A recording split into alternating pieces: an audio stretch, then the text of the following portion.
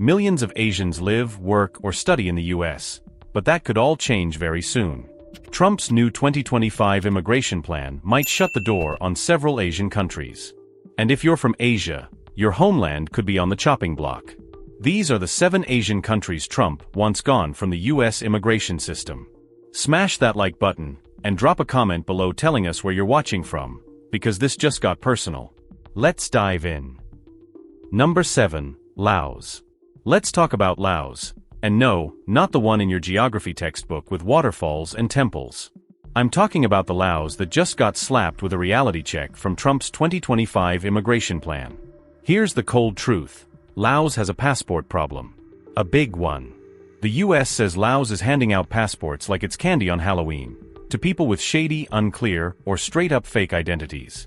Imagine you're trying to secure your borders, and here comes John Doe from Laos with a passport that looks like it was printed at an internet cafe. What do you do with that? You panic, because that's how people with bad intentions slip through the cracks. And deportation? Don't even get me started. The US catches someone who broke immigration rules and tries to send them back. But Laos? Laos pulls the classic ghosted you move. Doesn't respond. Doesn't cooperate. It's like breaking up with someone and they just pretend you never existed. Meanwhile, American detention centers are overflowing, immigration courts are backed up, and guess who's paying for it? Yeah, the American taxpayer. You, me, your aunt who still thinks Facebook is the internet. So Trump's like, enough is enough. You don't take back your people? Cool. Then don't send more. Seems fair, right?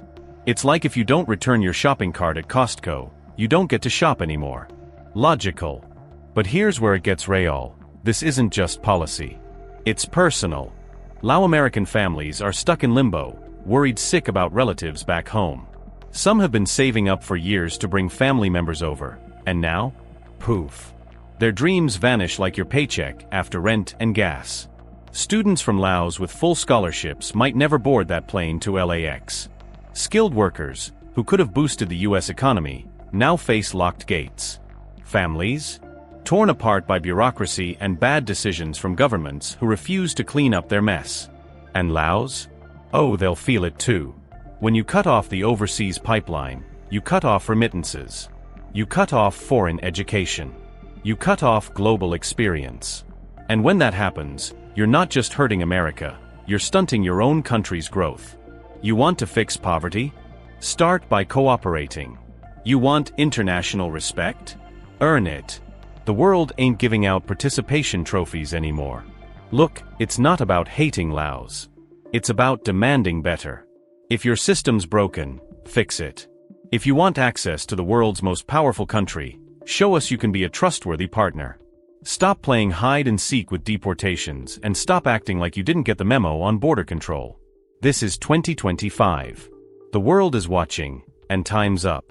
Oh, and before we go to the next country, tell me this, should the US keep accepting people from countries that won't even take their own citizens back? Or is it finally time to shut the door?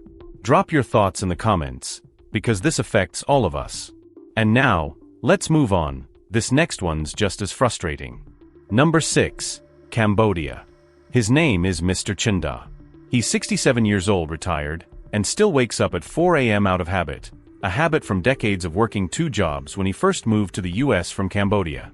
Now, he just wants to bring his wife over. They've been apart for 12 years. She's been stuck in Phnom Penh, taking care of her aging mother while he settled in California. They saved, they waited, they filed all the right papers.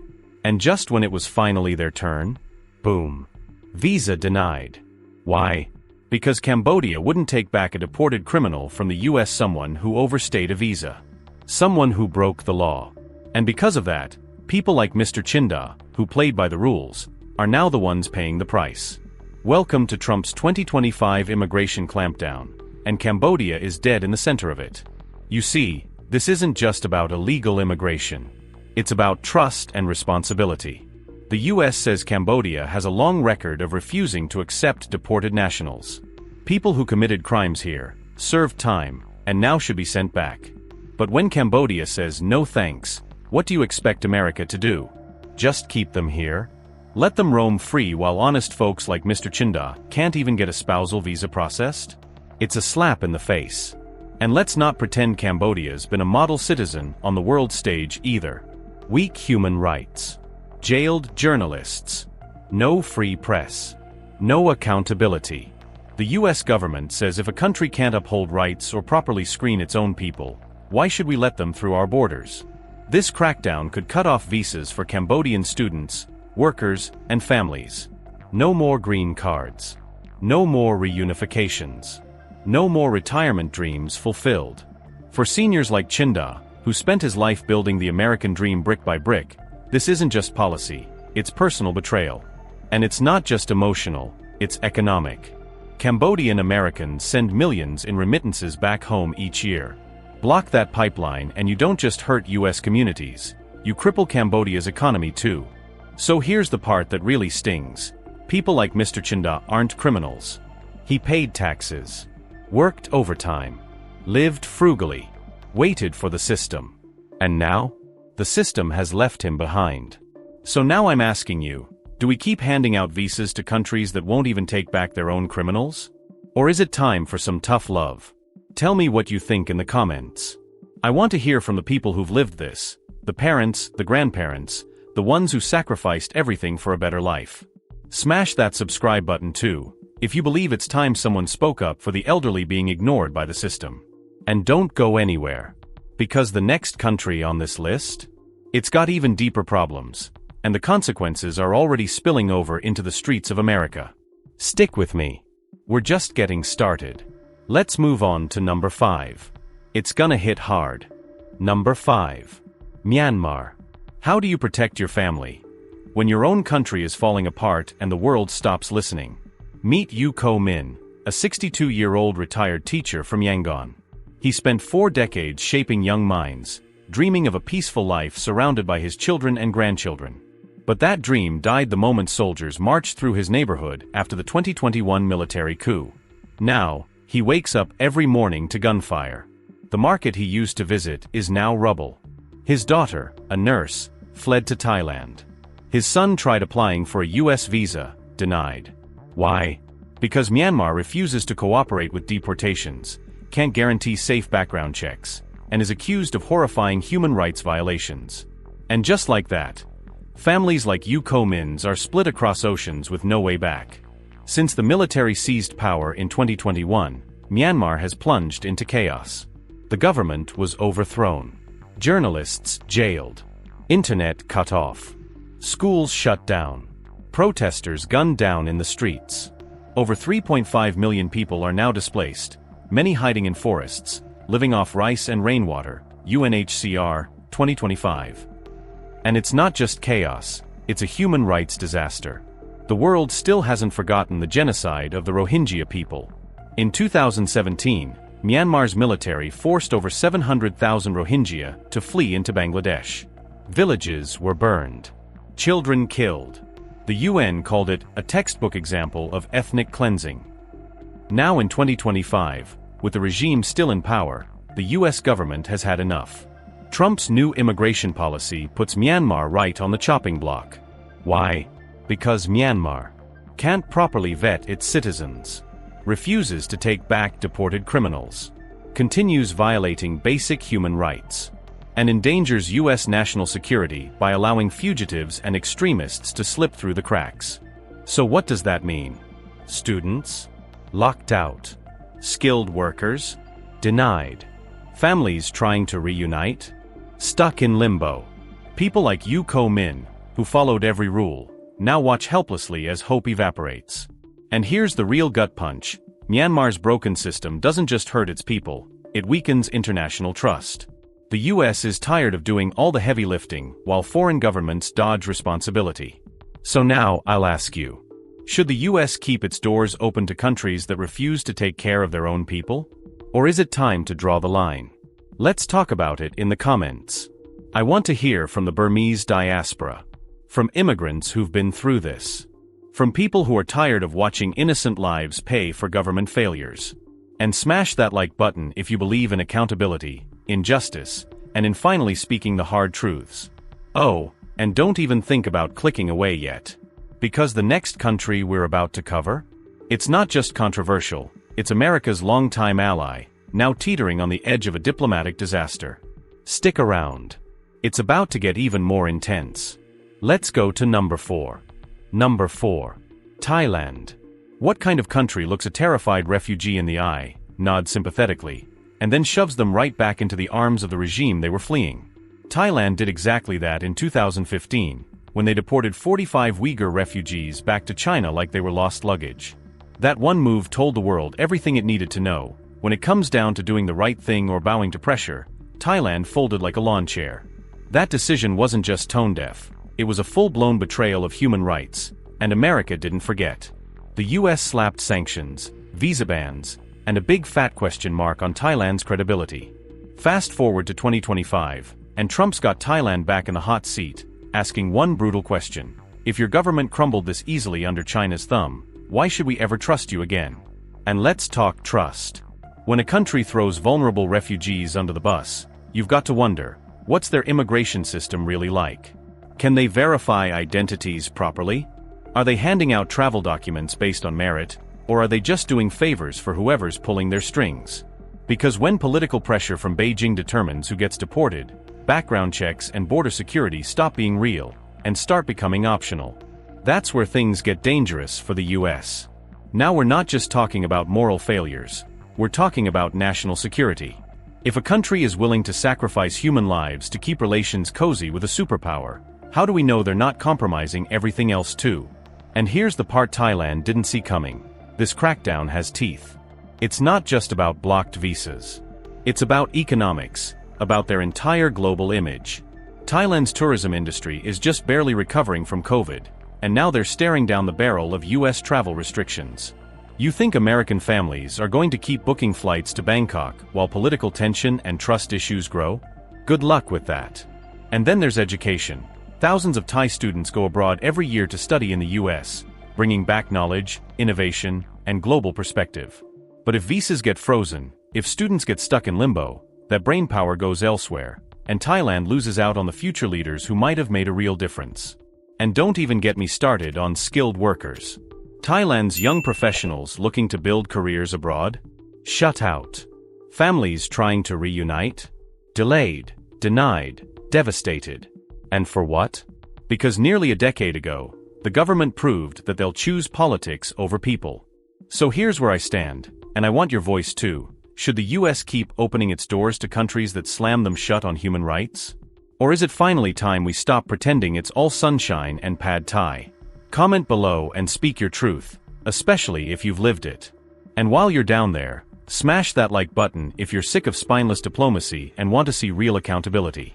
Because next up, we're heading into deep waters, terrorism, tension, and a country that's been playing both sides for way too long. You won't want to miss number 3. Number 3, Pakistan. Alright, let's stop dancing around this one and just say it. Pakistan is the ticking time bomb the US has been ignoring for far too long. For decades, we've looked the other way, made deals, poured in billions of dollars in aid, and crossed our fingers while Pakistan played international double agent, smiling at us in public, then turning around and hosting terror groups like it's open mic night for extremism. And now in 2025, Trump saying what every administration was too chicken to admit: we can't trust a country that plays footsie with terrorists and refuses to clean up its own mess. Let's start with the paperwork, or should I say, the complete lack of it.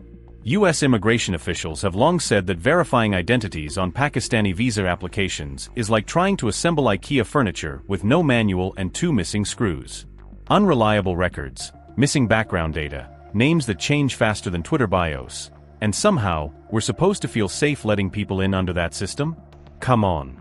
You'd have better odds guessing someone's past based on their Starbucks order. But it gets worse. The US has repeatedly tried to deport Pakistani nationals who broke laws, overstayed visas, or got caught doing things that would land you on the news, and Pakistan straight up says, nope, not our problem. So let me get this straight. We open the door, offer opportunities, and when someone trashes the place, we're not allowed to send them home?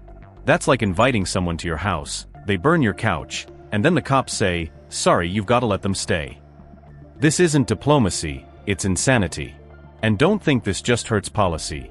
This mess affects real people. Students, families, professionals, all caught in the crossfire. Thousands of Pakistani Americans now have to sit and wonder if their loved ones will ever be able to visit or migrate legally again. That's right, the guy down the street who just wants his sister to attend his wedding? Delayed. The medical student who got a scholarship to UCLA? Blocked. The family that saved for years to reunite with their mother? Crushed by bureaucracy. And let's be honest, if you're watching this and you're not subscribed yet, what are you doing? Are you really just floating around the internet without subscribing to the one channel that's actually telling you the uncomfortable truth?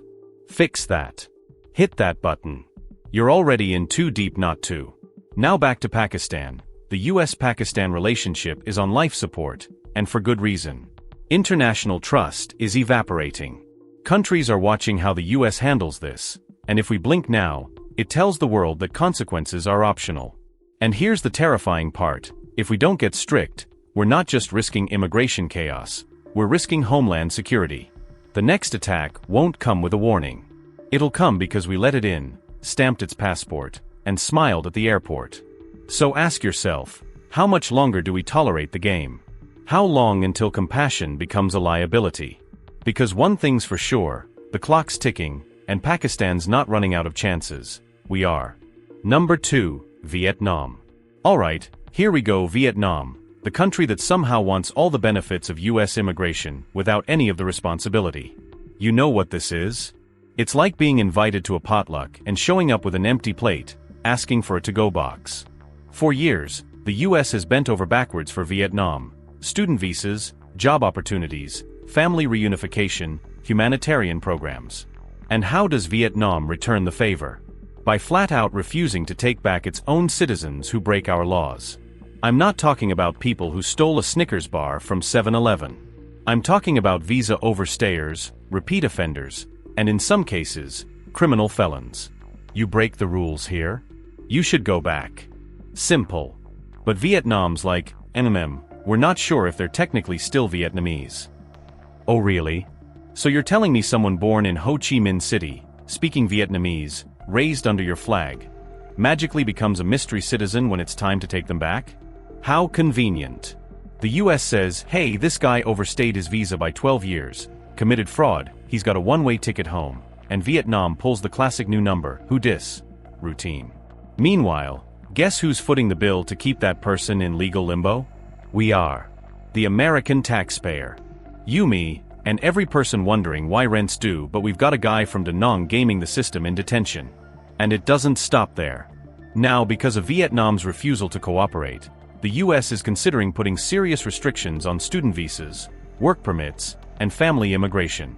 That's right, families who've waited years to reunite may now get denied because the Vietnamese government doesn't want to play adult and accept responsibility. You know how messed up that is? Imagine your 70-year-old father, sitting in Vietnam, waiting for the green card interview you've been prepping for 5 years. And suddenly, boom, suspended, delayed, denied. Because someone else screwed up, and the system can't enforce accountability. Now here's where it gets really rich. Vietnam's government argues that many of these deportees came to the US decades ago, after the war, and aren't technically citizens anymore. Excuse me? So because they've been here a while and now broke the law, they're our problem forever? What is this, some kind of reverse adoption plan? Look, I'm all for compassion, but there's a fine line between humanitarian support and getting taken for a ride. If Vietnam wants to continue sending students, workers, and tourists into the US, then it needs to step up and take back those who broke the deal. You don't get to cherry-pick who you're proud of and dump the rest like bad leftovers. America's door has always been open, but maybe it's time to install a security lock. Tell me I'm wrong. Go ahead. And if you're still undecided, wait till you see number 1, because the country we're about to talk about? That one's a straight-up war zone, and it's about to get real ugly. Let's go to Afghanistan. Number 1. Afghanistan. Let's just rip the band-aid off. If you think the US should keep its borders open to Afghanistan right now, you're not thinking, you're daydreaming. This is a country run by the Taliban, and no, that's not a metaphor. That's not a political jab. That's not up for debate. That's a hard, cold fact. Since the US pulled out in 2021, Afghanistan has become the global poster child for how fast a country can collapse when you hand the steering wheel to extremists. You think there's a stable system in place? Buddy, they don't even have functioning embassies anymore. You want to verify someone's identity? With what? A handshake and a dusty folder from 1987? America's top concern is national security, and rightfully so. If we can't confirm who you are, where you've been, or what your background is, then sorry, you don't get to walk in through the front door of the world's most targeted country. This isn't discrimination, it's self-preservation. The Taliban isn't exactly known for their robust biometric data systems. We're supposed to trust ID documents from a regime that bans girls from attending school, but somehow claims to keep accurate immigration records? Let's get real here. You think Homeland Security wants to play immigration roulette with applicants from a terrorist-controlled state? No. Because the last time America relaxed its guard, it didn't just cost money, it cost lives. And don't come at me with the, "but what about the scholars and the doctors?" argument. Look, I get it. There are brilliant, innocent Afghans, future engineers, future nurses, whose dreams are hanging by a thread. But we can't rescue everyone at the cost of endangering millions here. This is the horrible math of geopolitics. Not everyone gets saved. And if you're still clutching your pearls thinking, this feels a bit harsh, then ask yourself, do you want to be the one who signs off on letting in someone we can't even vet? By the way, if you're watching this and you're not subscribed yet, what are you even doing? You've listened to me roast 7 countries in a row, and you're still floating around like a tourist? Come on, click the button. Or are you waiting for the Taliban to roll out a podcast before you commit? Back to the point. The humanitarian crisis in Afghanistan is real. No doubt. But you can't fix a broken nation by breaking your own systems to accommodate it. A full immigration ban from Afghanistan might sound harsh, but it's also the only way to hit pause, to stop, assess, and avoid a security nightmare wrapped in a refugee disguise. So ask yourself, do we risk another infiltration because we're too afraid to look mean? Or do we finally grow a spine and prioritize our own national safety? Because make no mistake, we are one soft decision away from a very loud consequence. Think hard because this one's life or death.